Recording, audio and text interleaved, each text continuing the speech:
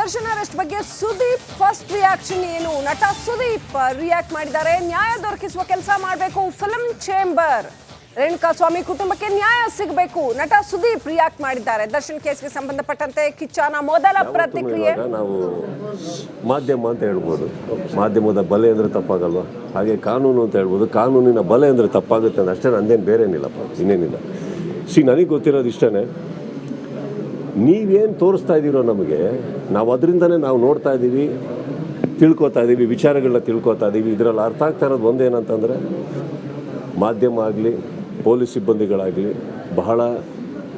ಬಹಳ ಒಂದು ನಿಮ್ಮ ಪ್ರಯತ್ನಗಳನ್ನು ಹಾಕಿ ಸತ್ಯಾಂಶಗಳು ಹೊರಗೆ ಬರಬೇಕು ಅನ್ನೋ ವಿಚಾರದಕ್ಕೆ ನೀವು ತುಂಬ ಗೌರವಿಸಬೇಕಾದಂಥದ್ದು ಏನಂದರೆ, ತುಂಬ ಕೆಲಸ ಮಾಡ್ತಾಯಿದ್ದೀರಿ ಎಲ್ಲರೂ. ಅದನ್ನು ಎರಡನೇ ಮಾತೇ ಇಲ್ಲ.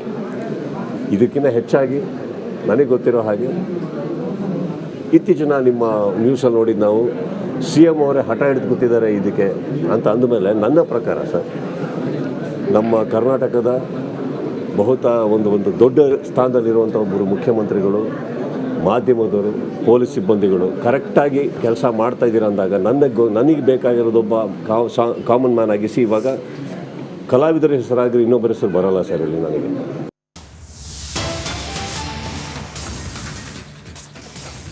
ದರ್ಶನ್ ಅರೆಸ್ಟ್ ಬಗ್ಗೆ ಸುದೀಪ್ ಫಸ್ಟ್ ರಿಯಾಕ್ಷನ್ ಏನು? ನಟ ಸುದೀಪ್ ರಿಯಾಕ್ಟ್ ಮಾಡಿದ್ದಾರೆ. ನ್ಯಾಯ ದೊರಕಿಸುವ ಕೆಲಸ ಮಾಡಬೇಕು ಫಿಲ್ಮ್ ಚೇಂಬರ್. ರೇಣುಕಾ ಸ್ವಾಮಿ ಕುಟುಂಬಕ್ಕೆ ನ್ಯಾಯ ಸಿಗಬೇಕು. ನಟ ಸುದೀಪ್ ರಿಯಾಕ್ಟ್ ಮಾಡಿದ್ದಾರೆ. ದರ್ಶನ್ ಕೇಸ್ಗೆ ಸಂಬಂಧಪಟ್ಟಂತೆ ಕಿಚ್ಚನ ಮೊದಲ ಪ್ರತಿಕ್ರಿಯೆ. ನಾವು ಮಾಧ್ಯಮ ಅಂತ ಹೇಳ್ಬೋದು, ಮಾಧ್ಯಮದ ಬಲೆ ಅಂದ್ರೆ ತಪ್ಪಾಗಲ್ವಾ? ಹಾಗೆ ಕಾನೂನು ಅಂತ ಹೇಳ್ಬೋದು, ಕಾನೂನಿನ ಬಲೆ ಅಂದ್ರೆ ತಪ್ಪಾಗುತ್ತೆ ಅಂತ ಅಷ್ಟೇ. ನಂದೇನು ಬೇರೇನಿಲ್ಲಪ್ಪ, ಇನ್ನೇನಿಲ್ಲ. ನನಗೆ ಗೊತ್ತಿರೋದು ಇಷ್ಟೇ. ನಡಿ ಈಗ ಶುರು ಮಾಡೋಣ. ಕೇಸರಿಯಿಂದ ಮನೋಲ್ಲಾಸ ಮನಸ್ಸು ಮತ್ತೇರಿ ಕುಣಿದಾಡಿದೆ ನೋಡು, ಮನಸ್ಸು ಮತ್ತೇರಿ ಕುಣಿದಾಡಿದೆ ನೋಡು. ಕ್ಷಣ ಕ್ಷಣವೂ ಆಚರಿಸಿ ಕೇಸರಿ ಹಬ್ಬ. ವಿಮಲ್ ಬಾಯಲ್ಲಿ ಹೇಳಿ ಕೇಸರಿ.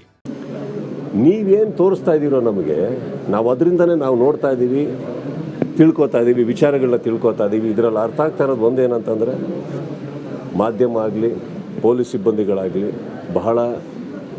ಬಹಳ ಒಂದು ನಿಮ್ಮ ಪ್ರಯತ್ನಗಳನ್ನು ಹಾಕಿ ಸತ್ಯಾಂಶಗಳು ಹೊರಗೆ ಬರಬೇಕು ಅನ್ನೋ ವಿಚಾರದಕ್ಕೆ ನೀವು ತುಂಬ ಗೌರವಿಸಬೇಕಾದಂಥದ್ದು ಏನಂದರೆ, ತುಂಬ ಕೆಲಸ ಮಾಡ್ತಾಯಿದ್ದೀರಿ ಎಲ್ಲರೂ. ಅದನ್ನು ಎರಡನೇ ಮಾತೇ ಇಲ್ಲ.